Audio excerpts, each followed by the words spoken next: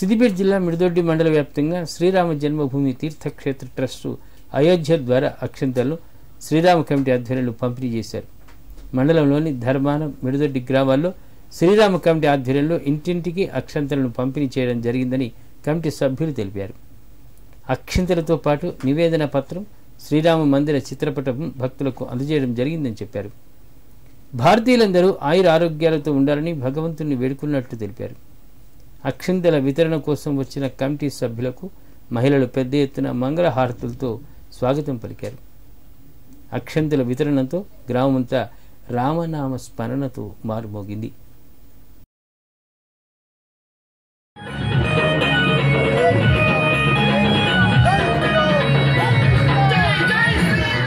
సిద్దిపేట జిల్లా తోట మండల కేంద్రంలో శ్రీరామ జన్మభూమి తీర్థక్షేత్ర ట్రస్టు అయోధ్య ద్వారా రాములవారి అక్షంతలను కమిటీ సభ్యులు ఇంటింటికి పంపిణీ చేశారు.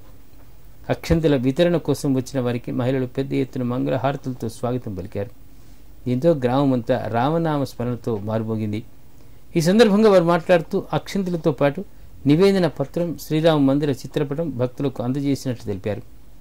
భారతీయులందరూ ఆయుర ఆరోగ్యాలతో ఉండాలని ఆ భగవంతుని వేడుకున్నట్లు తెలిపారు. ఎన్నో కష్ట నష్టాలను ఓర్చుకొని అయోధ్యలో శ్రీరాముని మందిరం నిర్మించడం చాలా గొప్ప విషయమని తెలిపారు.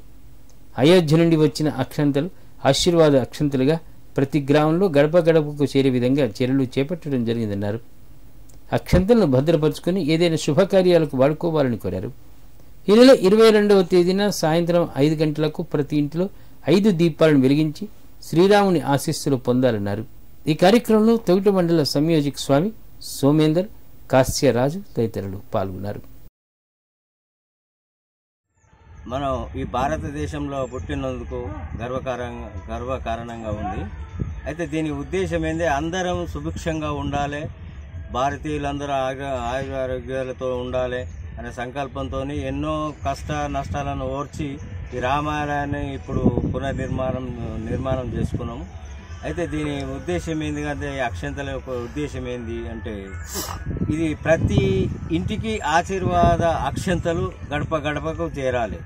అయితే దీన్ని ఏం చేయాలంటే, కొద్దిగా అక్షంతలు తీసుకొని ఇంట్లో కలుపుకొని, ఇవి ఇచ్చిన అక్షంతలను మళ్ళా ఉన్న వాటిలో కలుపుకొని ఏదైనా శుభకార్యాలప్పుడు కొన్ని అక్షంతలు తీసుకొని మన కార్యక్రమాలకు వినియోగించుకోవాలి.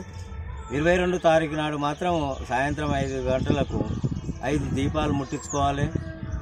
మరియు 11 గంటలకు ఆడ ప్రతిష్ట ఉంటుంది. కాబట్టి మన విలేజ్లలో కూడా ప్రతి ఒక్కరు అక్షంతలు, పసుపు, కుంకుమ, మంగళారతులతో పాటు మన ఊర్లలో ఉండే హనుమాన్ దేవాలయాలకు వచ్చి ఆ పూజా కార్యక్రమంలో పాల్గొని ఆ దేవుని యొక్క కృపకు పాత్రలు కాగలరని అందరి యొక్క ఆశయము.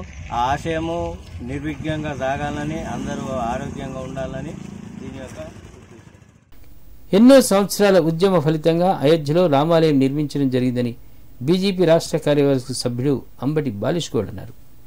సిద్దిపేట జిల్లా దుబ్బాకలో 15వ వార్డు కౌన్సిలర్ పల్లె మీనా రామస్వామితో కలిసి అయోధ్య నుంచి వచ్చిన అక్షంతలను ఇంటింటికి పంపిణీ చేశారు.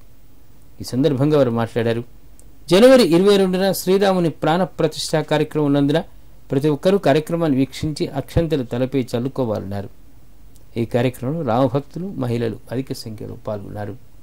శ్రీరామ జన్మభూమి అయినటువంటి అయోధ్యలో రామమందిర నిర్మాణం కోసం ఈరోజు దేశవ్యాప్తంగా కూడా అన్ని ఏర్పాట్లు జరుగుతూ ఉన్నాయి. ఎన్నో వందల సంవత్సరాల క్రితం మరి అయోధ్యలో జన్మించిన రామునికి రామ గుడి లేకపోవడం మరి హిందువుల యొక్క మరి దురదృష్టం. ఎన్నో ఏళ్ళ ఉద్యమాల ఫలితంగా ఈరోజు అయోధ్యలో ఒక భవ్యమైన రామమందిర నిర్మాణం కోసం మరి దేశ ప్రజలంతా సుప్రీంకోర్టు ప్రభుత్వము ఏర్పాటు చేస్తూ ఉంది. ఈరోజు గ్రామాన ఇంటింటికి శ్రీ రాములవారి యొక్క అక్షంతలను పంపిణీ. ఆ రోజు 22 తారీఖు నాడు రామాలయం ప్రారంభోత్సవానికి మరి పిల్లలంతా సిద్ధంగా ఉండాలని చెప్పి చైతన్యం చేస్తూ ఈరోజు దుబ్బాకలోని 15వ వార్డులో ఇంటింటికి అక్షంతలు పంపిణీ కార్యక్రమం జరిగింది. ఈ కార్యక్రమంలో సహకరించిన అందరికీ కూడా ధన్యవాదాలు. శ్రీరామునికి అయోధ్యలో గుడి లేకుండా ఉండే కొన్ని రోజుల క్రితం, కొన్ని సంవత్సరాల క్రితం చాలా అందరి కోరిక మేరకు ఈరోజు ఉదయం మందిరం పూర్తి కావడం జరిగింది. 22వ డేట్ నాడు మందిరం ఓపెనింగ్ ఉంటుంది. ప్రతి ఒక్కరూ 22వ డేట్ నాడు మంచి పండగలాగా జరుపుకోవాలి ఇంటింట. ఈరోజు 15వ వార్డులో ప్రతి ఇంటికి అక్షంతలు ఇవ్వడం జరిగింది. దీనికి సహకరించిన అందరికీ నా యొక్క కృతజ్ఞతలు.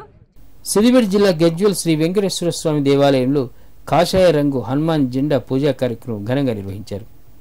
ఈ నెల 22న అయోధ్య రామమందిర ప్రారంభం పురస్కరించుకొని ఇంటింటికి హనుమాన్ జెండా అందించాలని శ్రీ వెంకటేశ్వర ఆలయ చైర్మన్ బుక్క రమేష్ ఆధ్వర్యంలో కాషాయ జెండాలకు పూజ చేసి పంపిణీ చేశారు. ఈ కార్యక్రమంలో మున్సిపల్ చైర్మన్ రాజమౌళి, శేషం శ్రీనివాసాచారి, నందు పంతులు పాల్గొని మాట్లాడారు. శ్రీ సీతారామచంద్రుల ఆశీర్వాదంతో అందరూ బాగుండాలని కోరారు. అయోధ్య రామయ్య మందిరం ప్రారంభం తరుణం ఆసన్నమైందన్నారు. గజ్జల ప్రజ్ఞాపూర్లో ఇంటింటికి కాషాయ జెండా అందిస్తున్న బుక్క రమేష్ కుటుంబ సభ్యులకు ఆ భగవంతుని ఆశీస్సులు ఉండాలని ఆకాంక్షించారు. ప్రతి హిందువు ఇంటిపై కాషాయ జెండా పెట్టాలని పిలుపునిచ్చారు. రామ మందిర ప్రారంభం కానున్న ప్రతి ఇంట్లో 5 దీపాలు వెలిగించుకోవాలని, అలాగే ప్రతి దేవాలయంలో ఉదయం నుండి రాత్రి వరకు పూజలు నిర్వహించాలని కోరారు.